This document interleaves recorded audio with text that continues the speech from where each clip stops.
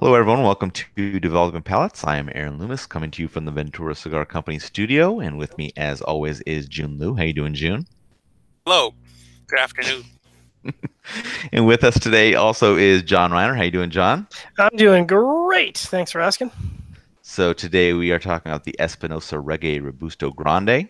It's a Robusto Extra 5.5 inch by 54 ring gauge. Comes out of the La Zona factory in Nicaragua. The wrapper is Ecuadorian Rosado. Binders from Nicaragua. Filler is Nicaraguan and Jamaican Lengua de Vaca. Price point is $9.90. Cigar was released in July of 2017. So with that out of the way, June, what was your smoking experience like? For me, it was a medium body, medium strength profile.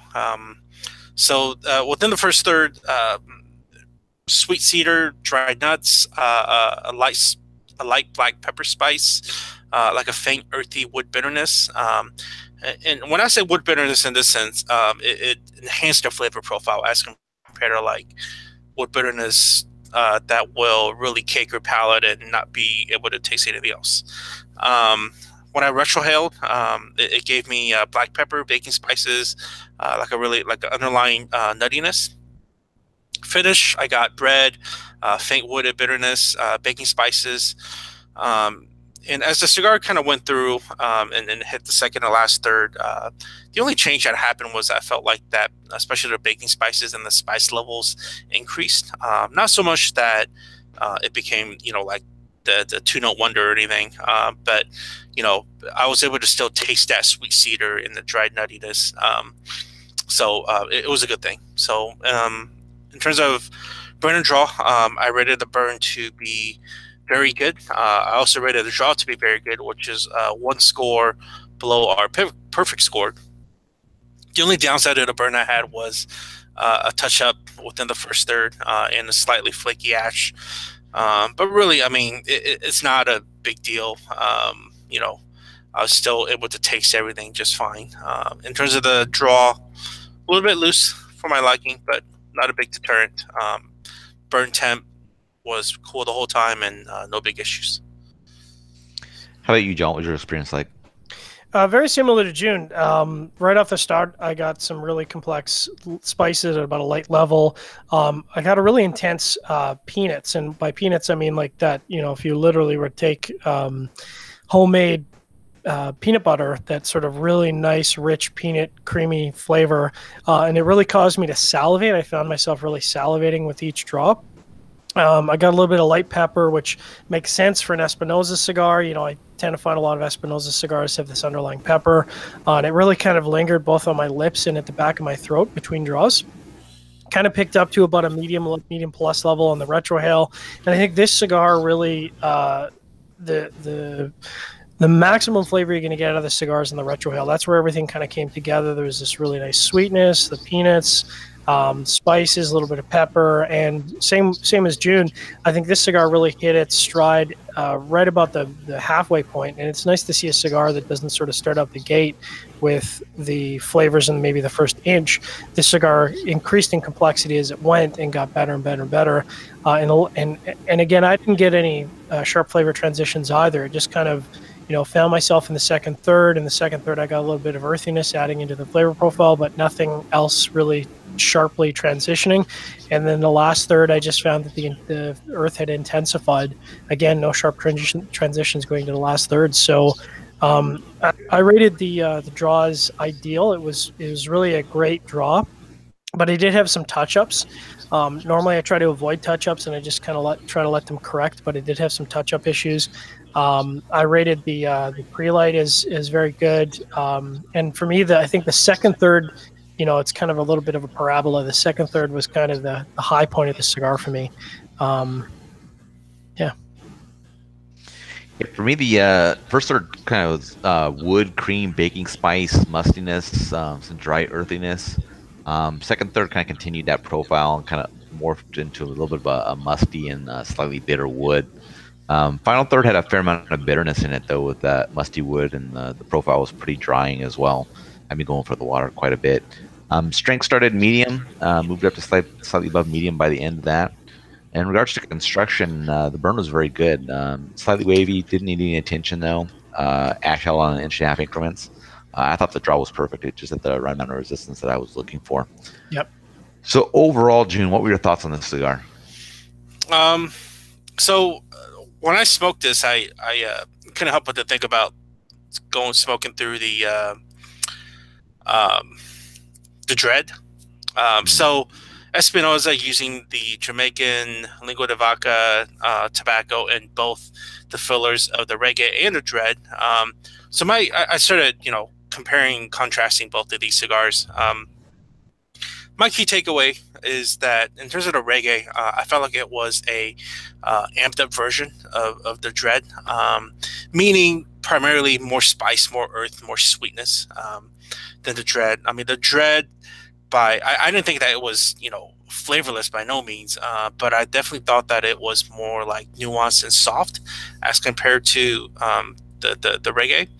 I like both. I say if you thought that the Dread was a little too light for you, I think this one is worth picking up because it's just bumped up in terms of flavors and intensities of flavors. But if you're in the mood of light that first cigar up and you don't want to get nicotine buzz, the Dread is definitely your guy that you want to go to. But yeah, both uses that Jamaican tobacco really well. I enjoyed Lozona's take on using these tobaccos and to highlight it and not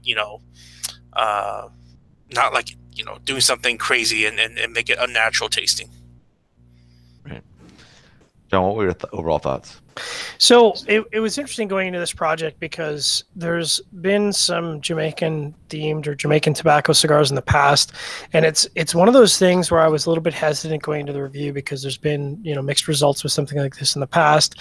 I should have just sort of known that Espinosa, of course, blending really well.